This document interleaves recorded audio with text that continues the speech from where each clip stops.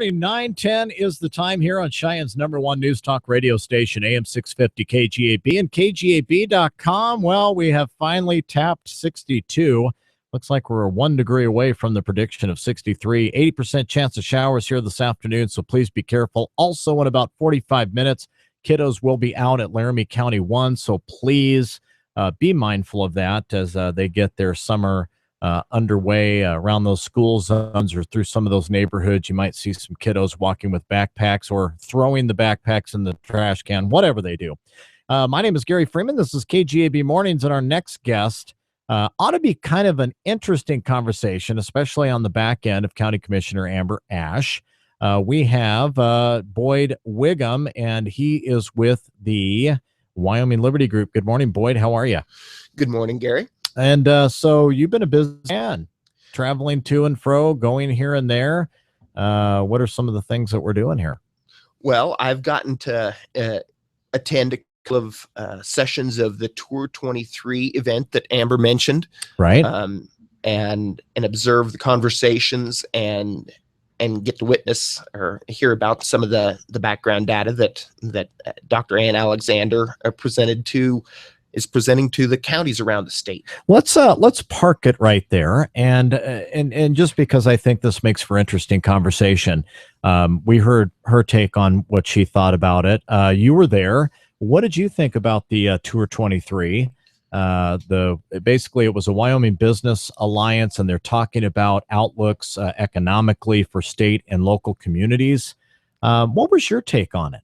Well, I think there's, at least in terms of the data that form the framework of the decisions, I think the data really needs to be a wake-up call for Wyoming leaders, not just governmental leaders, but even in the sector. Mm-hmm. First, the population growth has been slowing. We've seen that. We can kind of expect that. Statewide or? Statewide, but even locally. Okay. Even locally.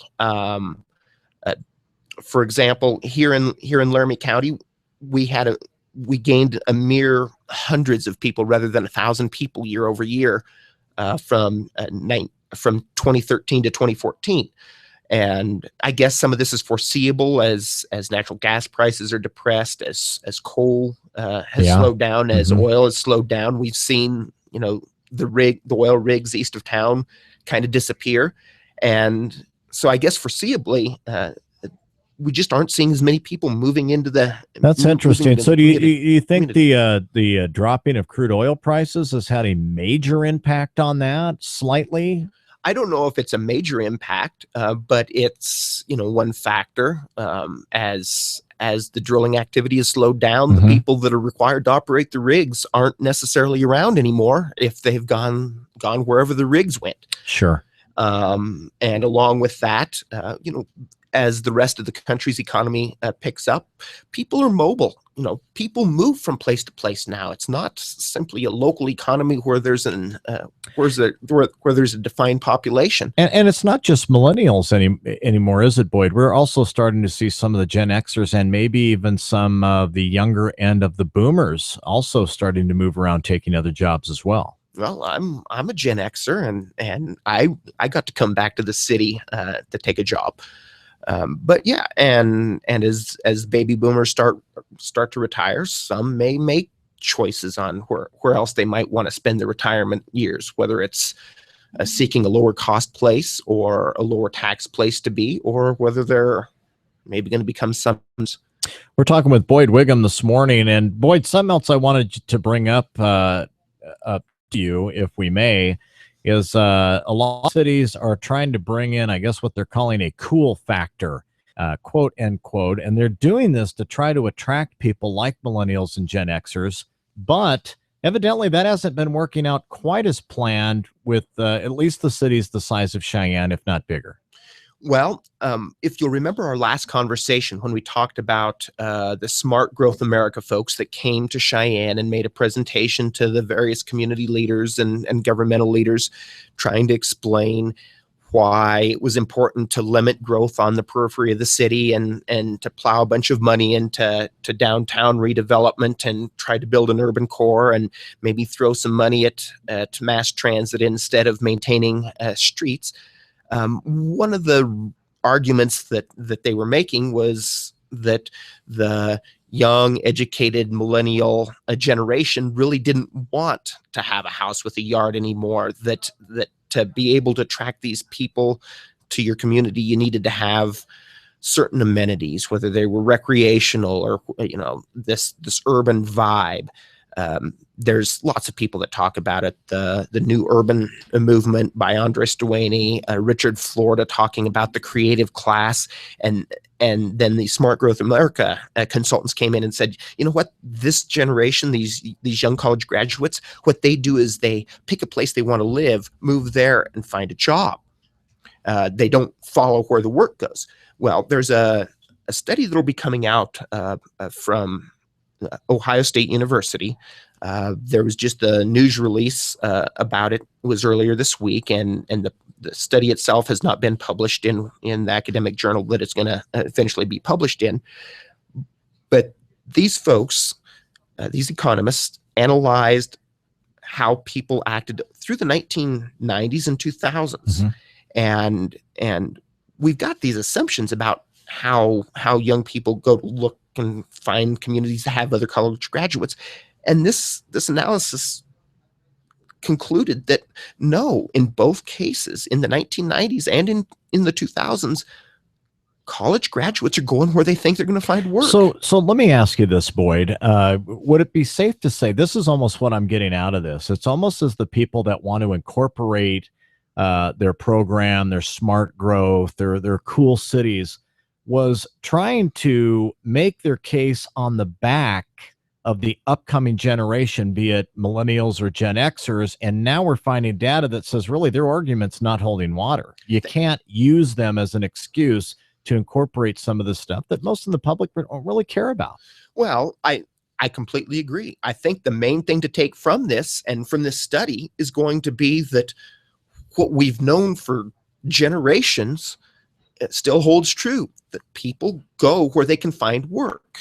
The most important thing is not the amenities around the periphery of someone's life, but people are going to go where they can find work. If there's not jobs available, then people aren't going to move there. They're not going to purchase services or goods in your community. Right. And we talked about this distillery plan that's going up possibly over in Carpenter, Albin, I think it's Pine Bluffs area. Pine Bluffs, yes. Okay, so here we go. I'm sorry, it's going in Pine Bluffs, but it may attract some of the people in those cities or in those towns. So here's a perfect example of what you're talking about. You have a capitalist that's going in. Okay, he's going to meet the requirements and the regulations. Let's say he's not going to use as much water as what people think. So he provides a stable job source there, and then people from those communities have jobs. So it sustains livability in those areas around those towns.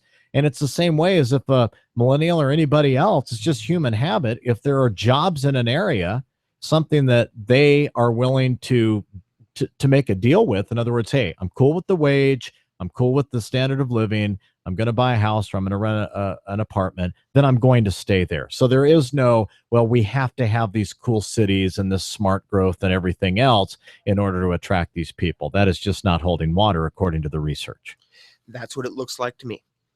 All right, we're talking with Boyd Wiggim. We'll take a break. 9:19 is the time. If you have a question for Boyd or would like to weigh in on the conversation, we would love to hear from you at 632-6500 or 632-3323. My name is Gary Freeman. This is KGAB Mornings. The webcam is on. Good morning. Are you feeling run down? Do you have aches, pains, or illnesses that just keep hanging around? Chronic medical conditions require an internal medicine healthcare provider. A team of experts can help you to manage a number of conditions, including asthma, heart disease, respiratory illness, back pain, and many more. Call today to see what Cheyenne Regional Internal Medicine can do for you. 307-996-1560. 307-996-1560. Whether you're planting a tree or digging a foundation, contact One Call of Wyoming at 1-800-849-2476 or 811. Call 2 business days before you dig. It's free and required by law. Repairs to utilities can be expensive. Cutting a gas line or electrical line can be deadly. No matter if it's weekend yard work or major construction, call One Call of Wyoming at 1-800-849-2476 or 811. Sponsored by Public Service Commission, Wyoming Association of Broadcasters, and this station. If it's out of the ordinary, it's on Coast to Coast AM. Join the Nighthawk, George Noory, late nights on AM 650 KGAB and KGAB.com.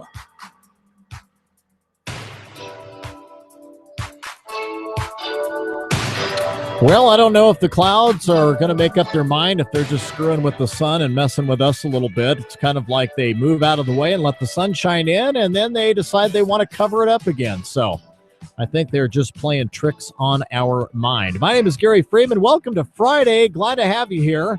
By the way, it is National Donut Day, so if you haven't been by the Salvation Army to pick up some donuts, there may still be time. Absolutely free to you. They're over there on 20th Street, right across the street from Win Health Partners, and so get yourself a donut. Also, we are counting down the time here in just over a half an hour. Those kids are going to be let loose from school, so they'll be out and about in the community, so please be careful of buses and or kiddos and offspring walking up and down your neighborhood as you tool around. We have Boyd Wiggim in with us this morning. He is with the Wyoming Liberty Group. Glad to have him with us. We've been talking about a couple of different things, and now that we've kind of cracked the nuts open here, Boyd, let's get down to the meat and potatoes. First of all, for some people that may not understand what you and I are talking about, because when we talk about smart, man, we can go anywhere from one end of the spectrum to the other. But when you're talking smart growth, give us a brief definition or maybe a fairly thorough definition of what we mean when we use that term smart growth. Well, Gary, smart growth is a term that's been around for decades, and the primary focus of the smart growth movement appears to be a combination of about two things. One, an emphasis on trying to get the most bang for the buck out of public investments in infrastructure. To do that, the smart growth advocates champion things like fairly high population densities. They generally oppose what we would call urban sprawl, the outward growth of municipal. They're largely opponents, and smart growth relies on regulation to limit large lot single family homes. There's a strong preference for things like apartments and townhouses, and they really do try to oppose, like I said, sprawl, and so smart growth really focuses on limiting that kind of growth and expansion and new construction. Okay, great. And so when we were talking about that conversation before, there was a mindset where it seemed like some of the smart growth people were trying to lean on millennials' behaviors and habits as to why we have to have some of this stuff incorporated in our communities. But now there's studies coming out where, no, not necessarily. They want to go to where the jobs are. Let's dig a little bit deeper into some of the details on this. Okay, to start with, when the Smart Growth America consultants came to Cheyenne and were trying to present a smart growth ideas as recommendations to local community leaders, of course, the selling point was an opportunity to reduce the per household tax burden, to try to limit the amount of money that local governments would be spending on things like water, sewer, streets, all these fairly expensive things that we see the city and county spend money on. And the argument was that these millennials, these young college-educated workers, were picking the community that they wanted to live in based on how walkable that the community was. Or the can urban we get a vibe, bike path or something like that? Yeah, bike paths, recreation opportunities, and they were more interested in these community amenities and the feel of the community than they were interested in the employment opportunities that were available. Right, because you can't enjoy the rest unless you're on welfare without the latter. Let's go to the phones. Good morning. You're on with Boyd Wiggim. Boyd, and you guys are doing good. I'm only snowed by, what's a millennium person? As a general rule, as I understand it, the millennials are basically the generation that were born after about 1980. Okay. So they are the people that have been kind of coming to age at about the year 2000 would be when they would be reaching adulthood. So they're the people that have been entering the labor market for the last 15 or 20 years. Okay. Well, I'll tell you, you made sense to me. I can't imagine moving to a town and not having a job there.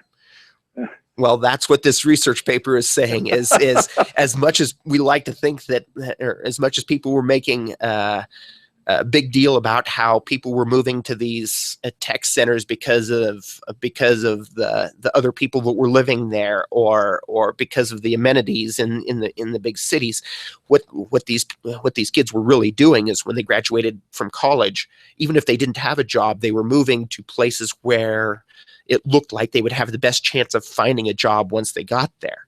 It wasn't so much the social environment or the amenities. It was simply acting extremely rationally, just like generations before have done, and looking for work.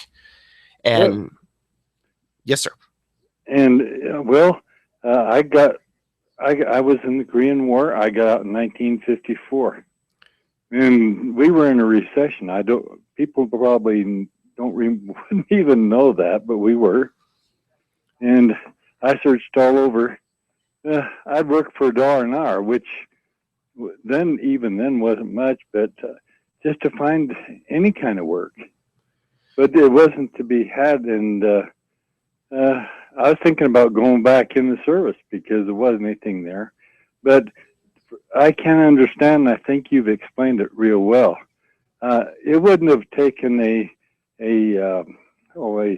big new swimming pool or a rec center to get me here. All I needed was a job. Well, and that's pretty much your basic need there is a job. Thanks for the phone call. We got to take another break. 9:27 the time. You can have all the fun, but if you can't afford to do it, then what good is it? Time to move on and get a job, right? Good morning. Stop in for amazing deals during Menard's Crazy Day sale. Going on now. Save $60 on a 1900 PSI electric pressure washer. Just $88.99. Keep pests at bay with Skinsations insect repellent. Free after rebate. Look stylish with Ralph Lauren t-shirts. Just $7.77 each. Save big on a 6-panel white door. Only $55 after rebate. Don't miss Menard's Crazy Days sale. With prices so low, they're crazy. Hurry. Sale ends Sunday. Save big money at Menard's. Dr. Joe Schaefer with Laramie County Community College on being a member of Cheyenne Leads. LCCC has been an investor in Leads for many, many years and sees it as a great investment. We're preparing through facilities and ultimately through programming to help address the targets of Cheyenne Leads in terms of business expansion and recruitment. The college, Leads, and other business groups such as the Chamber are all strong partners, and together we can collectively accomplish our individual missions, but overall we make the community a better place. Be a part of the progress and join online today at CheyenneLeads.org. You're listening to KGAB Mornings with Gary Freeman on AM 650 KGAB. And good morning. Coming up on the bottom of the hour, we'll take this break and then more from Boyd Wiggim with the Wyoming Liberty Group. If you'd like to be on the program today, add in questions, comments, 632-6500, 632-3323. And also want to remind you, too, that you can grab our Radio Pup free app. Take AM 650 KGAB on the go. And I know a lot of you are on that right now. And I just want to say hello to you and hope you have a wonderful weekend and stay safe out there. How do you do that? You just simply go out to your Google Play Store and download the free app. Again, that's Radio Pup, like puppy, P-U-P. And you don't have to miss a minute of your local news, sports, weather, opinion, Doug Randall, Rush Limbaugh, whoever. It is powered by Union Wireless. All right, 9:29 is the time on this National Donut Day. I'm still waiting on my free donuts. Hopefully they'll be here before long. My name is Gary Freeman. Good morning.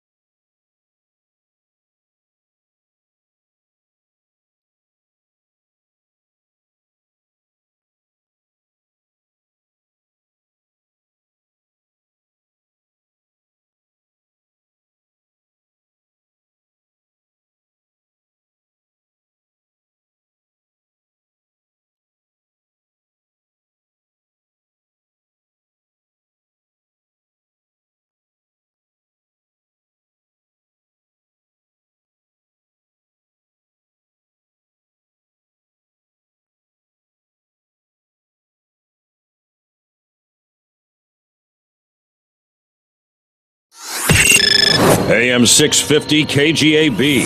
Up to the minute news. From the KGAB News Center, I'm Doug Randall. Casper Fire EMS joined Wyoming's Homeland Security efforts to help flood-ravaged Lusk on Thursday.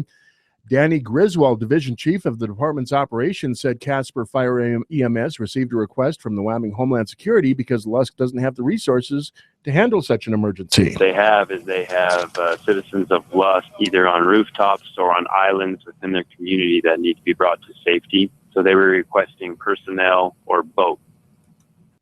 Cheyenne Police Department spokesman Dan Long says the department started the neighborhood night out a few years ago to give people a chance to get to know their neighbors as well as local police officers.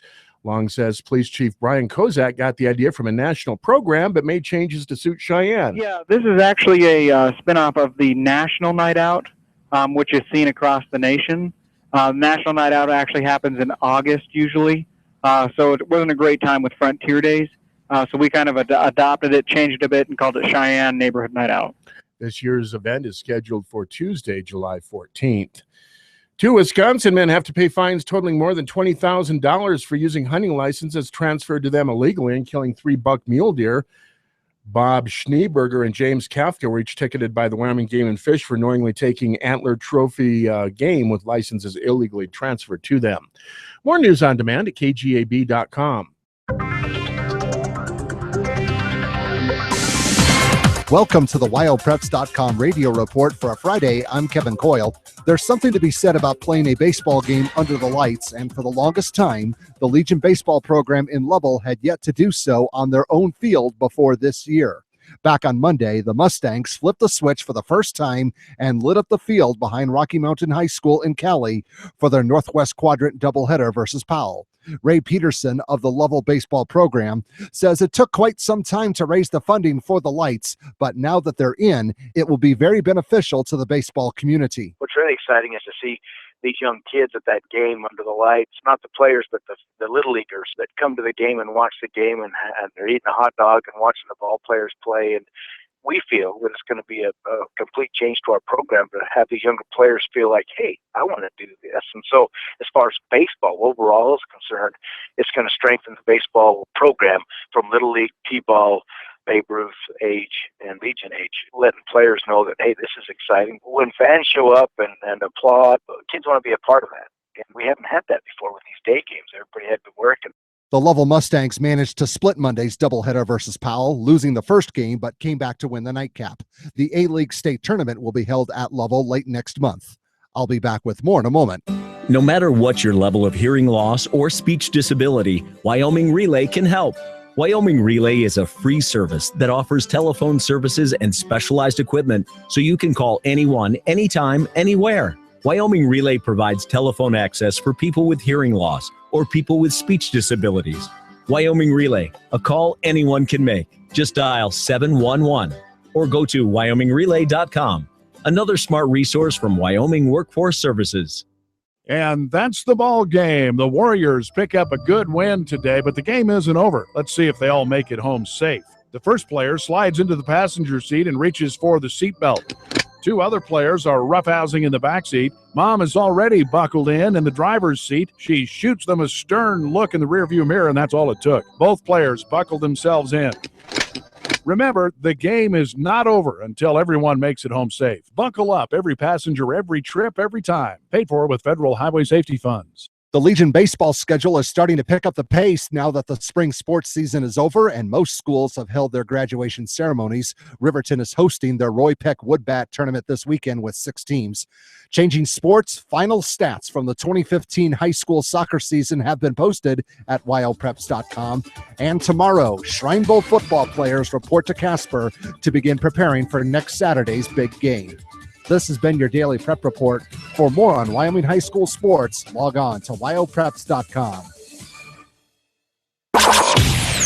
Everything is stuck in gear right now. The weather pattern is just going to repeat itself today through Sunday. The risk of afternoon and evening thunderstorms will remain high in the region. And as we've seen, there will be some severe weather with heavy rain, hail, and strong gusty winds. The immediate Cheyenne area missed the severe weather yesterday. It stayed just northwest of town in northwest Laramie County. And then we had a lot of severe weather just south of the border along I-25 in Colorado. Today through Sunday, that risk of severe weather will remain. Hey, y'all, listen up. Southwest Wyoming's Weekend of Fun is back. This year, Flaming Gorge Days presents Love and Theft and Blackjack Billy for a night of pure country. Friday, June 26th, 6 p.m., Stratton Myers Park in Green River. Get your tickets now at FlamingGorgeDays.com. Brought to you in part by the City of Green River and Sweetwater County Travel and Tourism Board. She starts dancing with the stars. The West comes alive for 1 week this summer in Casper, and right out of the chute, bulls will rage, ropes will fly, and competitors will fall. And all of Wyoming will come together to tip our hats to champions. But dust settles. Like the rest of summer, CNFR Week will go fast. Plan your trip to the Rose Bowl of College Rodeo, June 14th through 20th, and save up to 20% on your hotel when you book at visitcasper.com. For today through Sunday, expect the weather to change little. We'll have more clouds and sun, some areas of morning fog, and expect afternoon and evening thunderstorms today, Saturday, and Sunday. Some thunderstorms and showers could be strong to severe with heavy rain, hail, and strong winds. Highs will be 65 to 70 today, low 70 Saturday, 65 to 70 Sunday with overnight lows in the lower 50s. I'm meteorologist Don Day with more weather on demand at KGAB.com.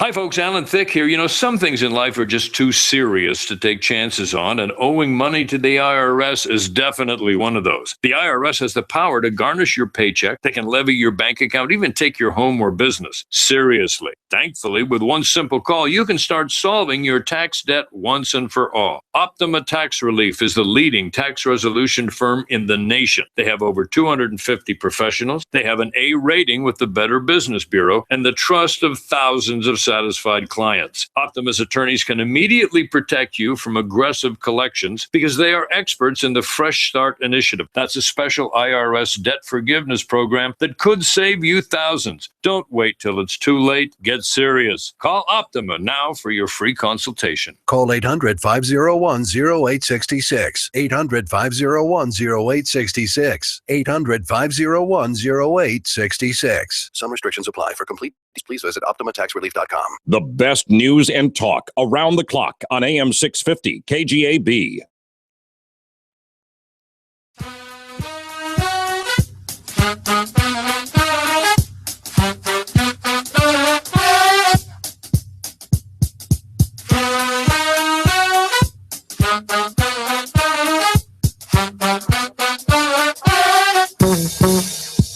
All right, 9:39 is the time. Glad to have you with us here on a Friday. Just cruising through a Friday, and in about 20 minutes, they're going to be letting all the kiddos loose into the general public from the public schools. So please be aware of your neighbor's offspring as they're walking home or riding home in the bus in those school zones.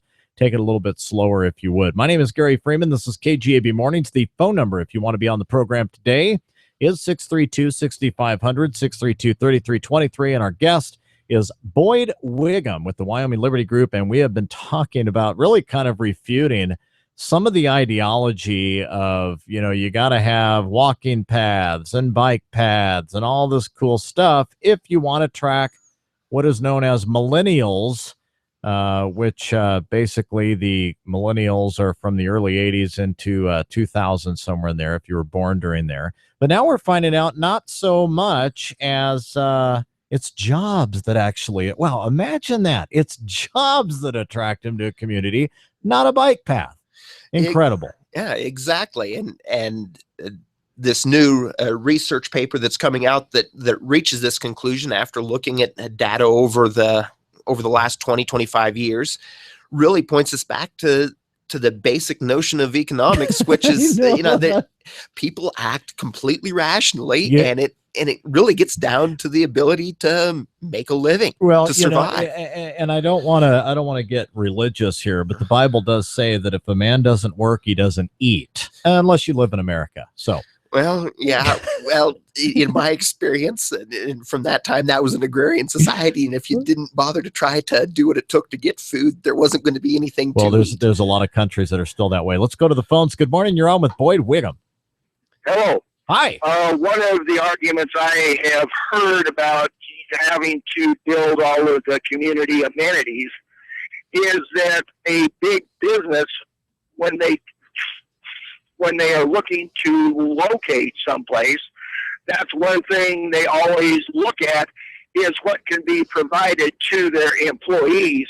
So it isn't only the employees who are going where the jobs are, the big businesses want to have those amenities in place before they will relocate or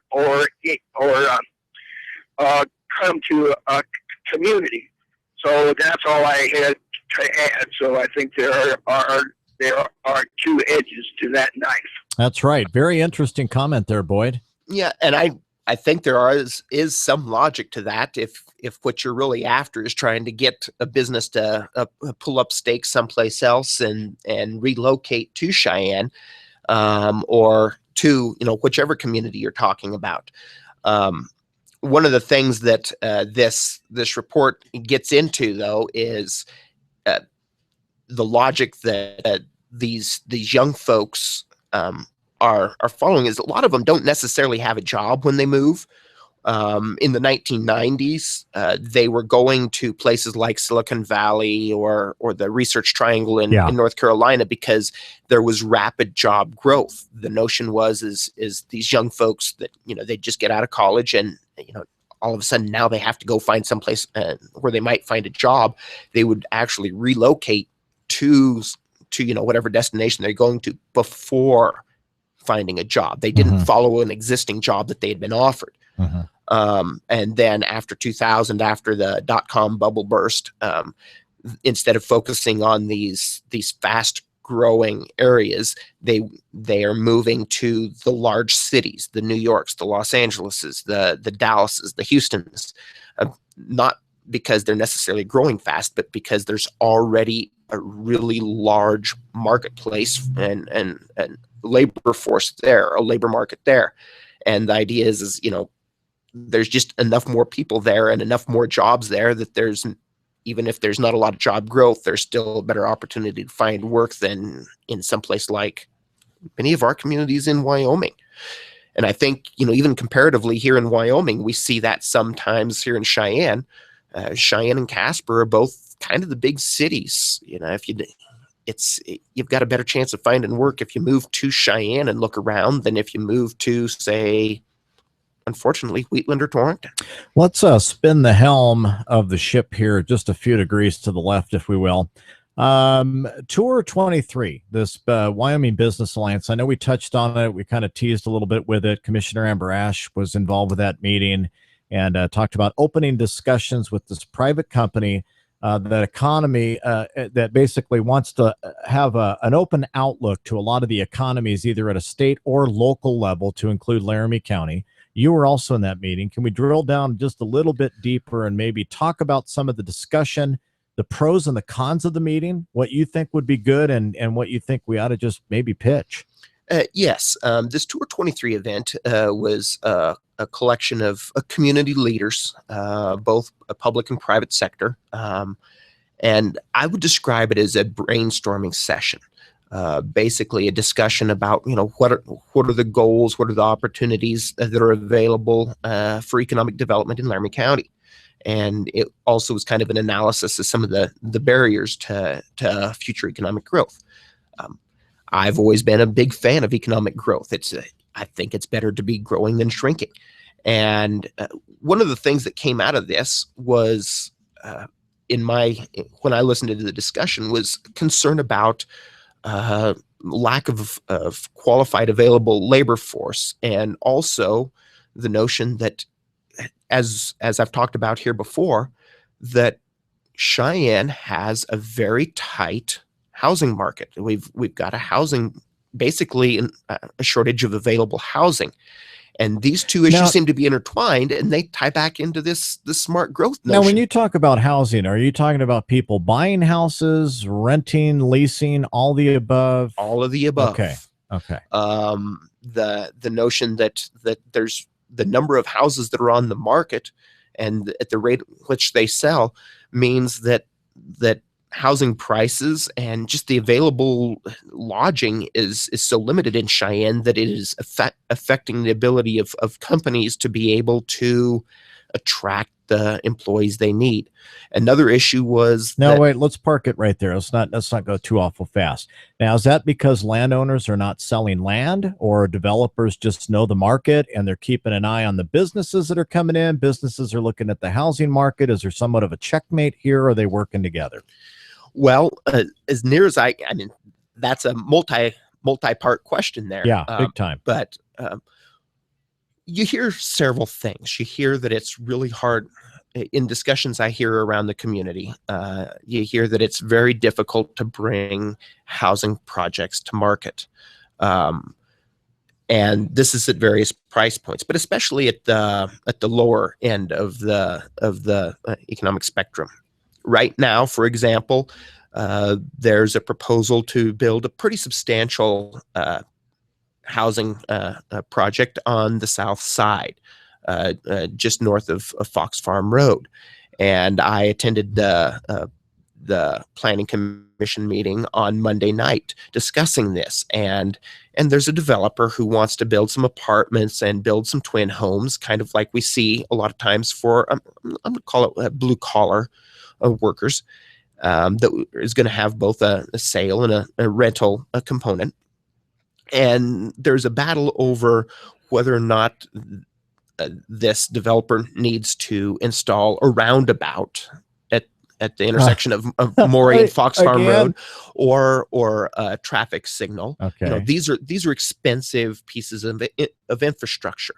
And the battle is, to what extent should this person have to pay for the full cost of that? And the idea of developers paying for growth as if somebody who's supplying the housing is the one that's generating the population growth in the community, rather than actually having a growing economy and needing more workers to fill jobs. But also, I think you have to look ahead, and if you think that there is going to be growth there and they feel like the roundabout is the best way to get traffic flowing through there, put the roundabout in now, especially for people are selling property and there's a trend going on. I would say a lot of the planners are looking ahead to that. And especially with this one at 19th, which seems to be working, that will build them up fodder to say, hey, we can make it work here. If it was a catastrophe, then we might go to the old electric stoplights. Yeah, well, and that's one of the proposals that's out there too, is the possibility that a stoplight might need to be installed. But the whole point here is it's being kind of bogging down the process of bringing these homes to market, trying to figure out how to deal with this intersection and to what extent the developer needs to pay for it and then pass that cost on to what is likely going to be folks at the lower end of our income range. Go figure on that one. All right, 9:49 is the time. We'll take a break. If you want to weigh in on this discussion or comment, would love to hear from you. 632-6500, 632-3323. My name is Gary Freeman. Good morning. Every day, we go about our lives driven by routine, our vision clouded by the very normalcy we take for granted. Countless victims of human trafficking walk among us, invisible. It's time to open our eyes. The Blue Campaign provides a unified voice for those who combat human trafficking, whether it's forced labor, domestic servitude, or the sex trade. Learn what you can do to help by visiting dhs.gov/Blue Campaign. This is Shaquille O'Neal. And the Shaquettes. Reminding you that anytime is a good time. Good time. For the cooling, drying, freshening of Gold Bond powder spray. Like after the gym. Or a crowded elevator ride. Or golf. Or working with farm animals. Or a hard day's work. Like sportscasting. You said it, ladies. Stay cool with Gold Bond powder spray. Stay cool with Gold Bond. And now, back to KGAB Mornings with Gary Freeman on AM 650 KGAB. And we still have cloud cover here in the capital city. In about 9 minutes, those kids are going to be left out of school. Say, Gary, you keep bringing that up. Okay, we get it. Well, you got to understand, too, people tune in at different times, and it is out of the ordinary schedule. So, yeah, I'm going to talk about it because I care about our children here in the capital city. And so just be mindful, kids in Laramie County 1, We'll be letting out of school here, so if you have neighborhood kids that walk up and down the street, just be mindful of it, especially with the clouds covering. Visibility may not be as swell in certain areas as they are other, and we'll get those kids home safe and get them off to their summer vacation. Officially starts right after 10 o'clock this afternoon. This morning. If you just joined us this morning, we've got Boyd Wiggim getting ready to wrap up this segment here on KGAB Mornings and getting ready for the weekend. Boyd is with the Wyoming Liberty Group. He is an attorney, and he really keeps an eye on a lot of these property rights, buildings, as well as smart growth and things that are going on in and around our community that are happening. And so, Boyd, welcome back to the program. So is there anything we're missing here this morning before we get ready to bid you farewell until the next time? Are there some missing gaps that you have heard or you've been involved with that we maybe need to discuss here this morning before we go? Well, I think for your listeners, one of the important things to think about as we go forward, thinking about economic development, thinking about property rights, and thinking about what's going on locally, is that everything seems to be pointing to the notion that we really need to be more tolerant of new growth and new development.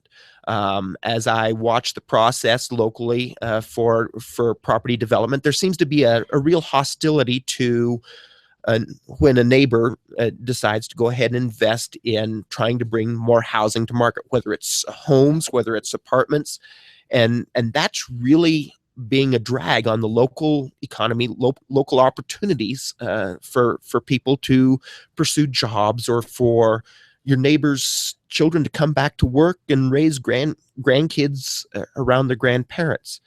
That was a motivating factor for me. I would really appreciate it if people would not hit my children during the summer vacation and pay attention during the day. But, if we really want to have our kids come back, and if we really want to have jobs and opportunities in this community, it's important to respect the property rights of people who decide to bring housing to the market. Amen, brother. I agree with you. Let's go back to the phones. Good morning. It's your turn. Yeah, I wanted to weigh in on what Boyd was saying. There's a couple of things that I think might be getting overlooked. Number one is the reason that people come to Wyoming is because we ain't got no chiggers. Like they do in Georgia. Yeah, that's terrible. You can't go anywhere because them chiggers will eat you alive. They will. They'll burrow right into you. I used to have a can of Chigaway when I was in the Army, and that is no joke. Well, they burrow in and the they other hurt. thing, Gary, is that he's talking about the growth, and I'd like to say something about the happening. What we need is a happening, and the happening is simple. The root that comes out of the dry ground is the root of the love of money, but the love of money also has another side to it, which is not evil, and that's the good side, and that's for the benefit of humanity. And that gets overlooked an awful lot. So what we need to have is a happening. We've got to have that root come out of the dry ground, and the only way that happens is when we finally understand that these evil corporations are we the people. All the other unions that we have are unions that take away from that for their own particular purpose, individual purposes, demographics. And what we need to do is have a we the people moment right here in Cheyenne and understand that the evil corporations that come in here are the ones that provide the money and the jobs and everything else. And the corporations will come the moment that we are ready for it. And we've got to prepare ourselves. I went to the Hebert School yesterday, and I saw a happening, a literal happening just at that Hebert School, because they combined their program of awards, not just to the children, which was enough to make you cry, but they also played the Beach Boys music and bounced these beach balls all over the place. And in that was the dream of all these children that they too can be part of this great thing called America. Amen. And if we the parents, the older people, will just open our eyes and see and appreciate where we came from and where we're going to, we might have a happening called here and now. Great point, sir. I appreciate the phone call this morning. Thank you. That's right. He makes a lot of sense if you were able to really listen and hear what he had to say. Yes, and one of the things we talk about is these corporations as being some sort of an out there entity. As an attorney, I am a big fan of well-organized businesses and people coming together, and that is the way people can come together and invest. So if we really want to see progress, things like corporations, business entities, these are opportunities other than government-led investment for people to really invest in themselves and to pursue economic growth, development, and improve prosperity. Boyd, great discussion this morning as usual. If we want to get a hold of you or connect with you on social media, how can we do that, sir? Well, you can find us at www.wyliberty.org. You can also find me on Twitter at bwiggum is my Twitter handle. All right. Well, hey, stay dry, and we'll see you next time. Have a great weekend. Okay. Thank you. You too. And have a happy summer. Thanks. You too. Whether you're planting a tree or digging a foundation, contact One Call of Wyoming at 1-800-849-2476 or 811. Call 2 business days before you dig. It's free and required by law. Repairs to utilities can be expensive. Cutting a gas line or electrical line can be deadly. No matter if it's weekend yard work or major construction, call One Call of Wyoming at 1-800-849-2476 or 811. Sponsored by Public Service Commission, Wyoming Association of Broadcasters, and this station. 1 in 9 babies will be born prematurely, needing the specialized care of a neonatal ICU. Toby's Shower for Babies knows that new parents appreciate any kindness during this stressful time. That's why they donate baskets to the Level 4 NICU in Denver, the closest destination for preemies in the region. The baskets contain blankets, books, a stuffed animal, onesies, and more. They brighten up the room as well as mom and dad's spirits. You can help by donating to this caring organization. Visit showerforbabies.org or find them on Facebook. All right, 9:58's the time. We have got to bail, and again, I hope you all all the kids have a safe summer. Of course, the fire truck's already out, so here we go. My name is Gary Freeman. Have a fabulous weekend. We're going to turn it over to Rush Limbaugh. Don't forget our weekend programming. We've got Nick the Midas Guy. Also, don't forget Around the House with Ken Moon tomorrow at 9 o'clock. Until next time, my friends, so long for now. Have a wonderful weekend.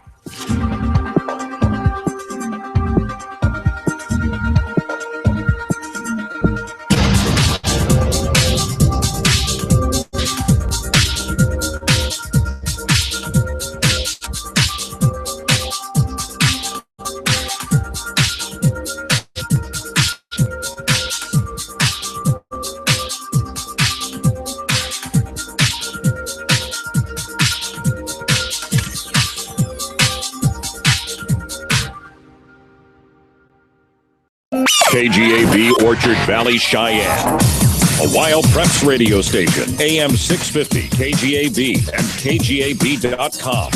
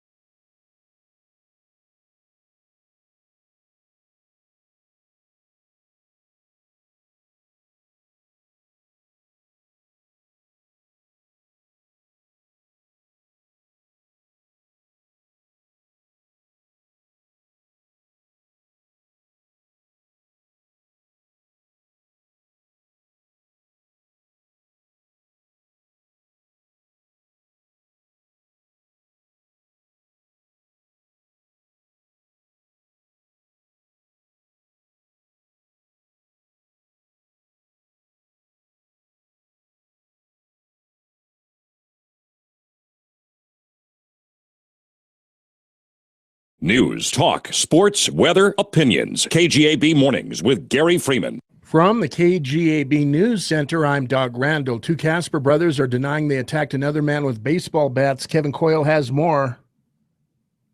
23-year-old Joshua Golnick and 20-year-old Jonathan Golnick have each pleaded not guilty to misdemeanor charges of battery and reckless endangerment.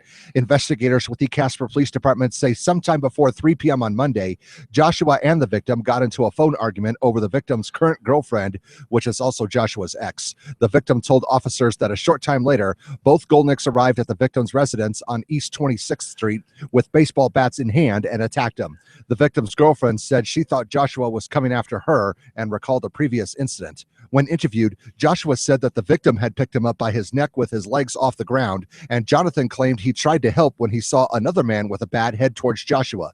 Several witnesses told investigators that they saw the Golnicks attacking the victim with the bats, but did not see the start of